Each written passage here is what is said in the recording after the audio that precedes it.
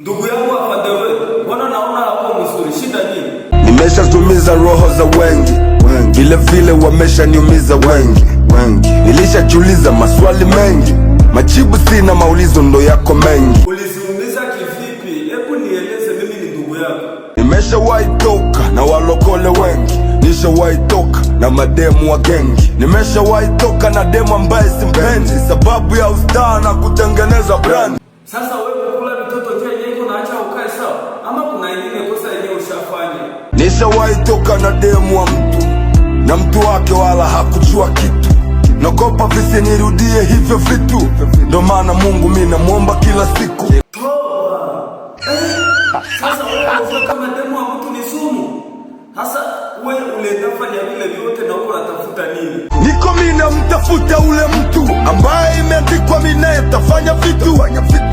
Hivi yuko wapi ule mtu? Niko namtafuta mchana kama usiku. Wewe hawatafutaki mwanamke kwa kulala na wanawake wengi. Swali yangu ni hii, je, ukijua kama mumejuli lalaka nabo kuko mwanamke wako unaweza fanya nini? Ningemlinda na polisi wasije kumomba namba mashuga daddy mabosi. Sasa ndugu yangu afande wewe tukishakulama na sio kwa nini unataka kujua haya yote? Ningetaka kujua nijipange na wakati. Ndugu yangu afande wewe tujipange na wakati. Muda ukifika wa kuoa utampata tena haraka kwa sababu niko naona wewe kingali mdogo. Ama wangu bado hajazaliwa, ama lisho leo afande nishachelewa. Wewe ile mawazo yake taacha unatuletea msika kijumba.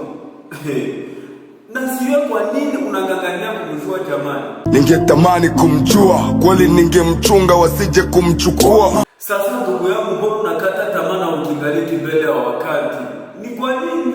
Maana sijui kwa nini sidumu na wanawake. Tayari wewe una mkosi. Sasa mtazamaji, ni kuombe usisahau ku like pia na kusubscribe. Kwa wale ambao hawajui kusubscribe kama ni nini, ona chini neno lingine andikwa abone. Ukishapiga pale utakuwa umesubscribe. Kulike ni kale ka fresh, kale ka mkono kenyeka kwa hivyo. Uende ukapiga hapo pale utakuwa umemaliza kulike. Uende mcomment uweke helove hitatu. Ile inaonyesha kama ulifuata video yote na kuimaliza. Kwa hiyo nitakupitia, nitakujibia. Asalabista.